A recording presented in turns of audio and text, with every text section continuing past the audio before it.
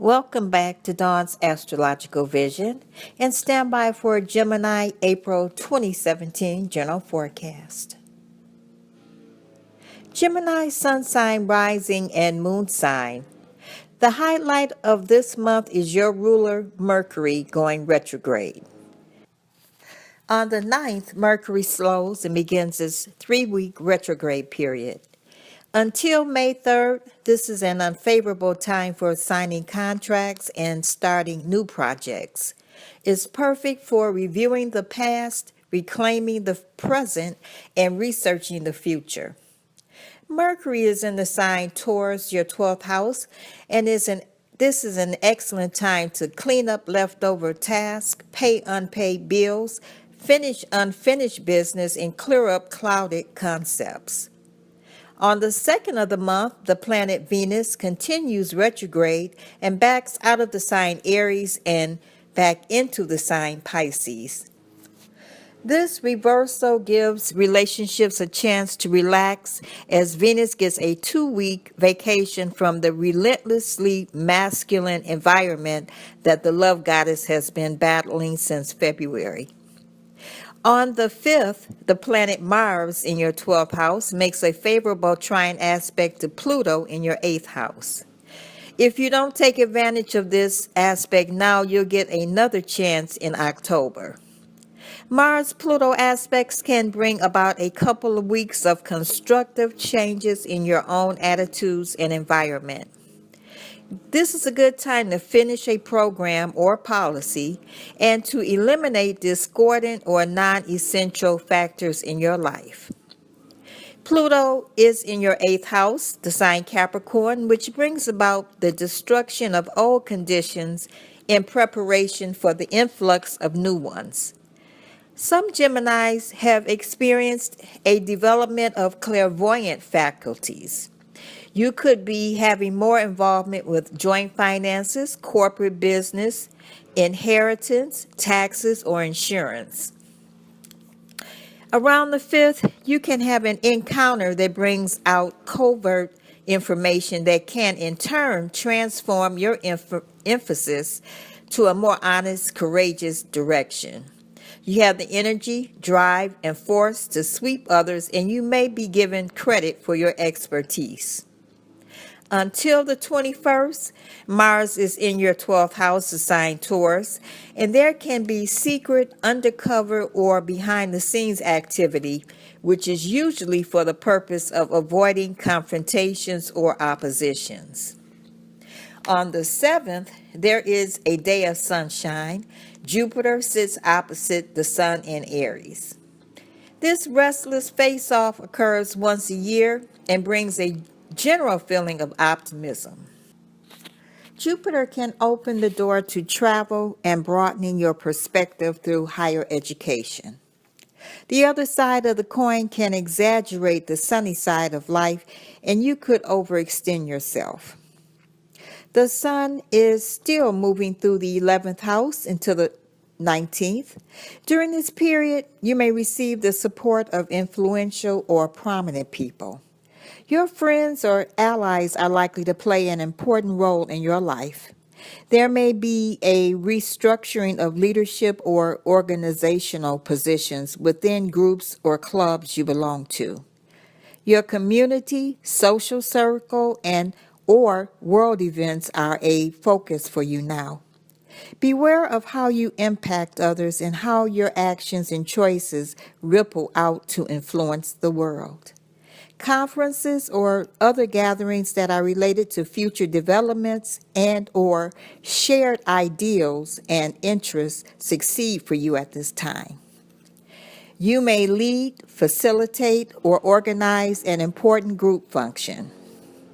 On the 8th, Venus squares Saturn. Generally speaking, a Venus retrograde in a square with Saturn is a double negative for love and self-esteem, and also not a good sign for the financial scene. On the 9th, the Sun in Aries squares Pluto in Capricorn. Around this date, beware of others pushing you to the maximum by forcing you into agreements.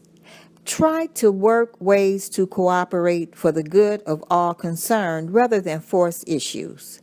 An ultimatum could backfire now. The Libra full moon is in your fifth house on the 11th. Over the next couple of days, you could find yourself projecting your emotions more than usual. This is a time when you really need to be yourself and allow yourself to experience your emotions with greater depth. Tap into the creative energies today.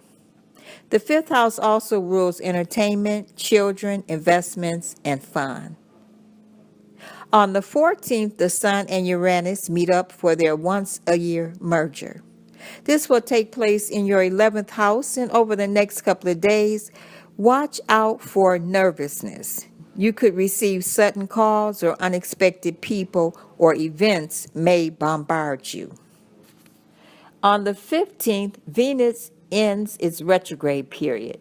This ends the restriction on wedding dates. On the 17th, the Sun in Aries trines Saturn in Sagittarius. You should find it easier to handle your responsibilities and to honor your commitments and duties to others who need you. On the 19th, the Sun moves out of Aries and moves into Taurus. The gifts of Taurus include stability, determination, and longevity. Its faults are being stubborn and possessive. With the Sun in Taurus, you should begin to see projects and plans that were started under the Sun in Aries grow stronger and take root. Over the next 30 days, this transit can boost your courage to face any fears or inhibitions boldly and confidently. Take care that you don't arouse the displeasure of those in authority at this time, as they could make your life uncomfortable. You may have revelations about people or circumstances now that may have been previously hidden. You're in the background now, quite possibly by choice. You may need extra downtime. This is a period of rest and physical and emotional replenishment, not the best moment to press forward. Pluto goes retrograde on the 20th in Capricorn. This period lasts until the end of September. Again, this is your 8th house, and the planet Pluto retrograde forces you to look inside of yourself and face challenges. This can sometimes be unnerving because the transformations we undergo under the influence of Pluto retrograde tend to require a complete breakdown of the old ways and ideas before we can move forward again. Pluto brings us face to face with our shadow self. In other words, this represents our negative emotions and desires we choose to not show. On the 21st, Mars moves into your sign, Gemini. Until June 4th, you can succeed in achieving your objectives through initiative and self-motivation. However, you need to avoid overdoing things physically, as there is a risk of exhaustion. The Taurus new moon is on the 26th. This is your 12th house, and over the next couple of weeks, you have the potential to be a magical creator. With Taurus falling in this house, it's time to set new goals that will support you financially. Next month, the new moon will fall in your first house, and you will be much more mobile and ready to put them into motion. On the 28th, Venus moves back into the sign Aries. This is the second trip for Venus through the masculine sign Aries and has made this year a challenging one for relations and finances.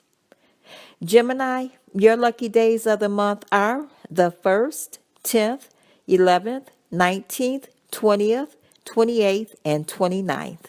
That completes your general forecast for the month of April.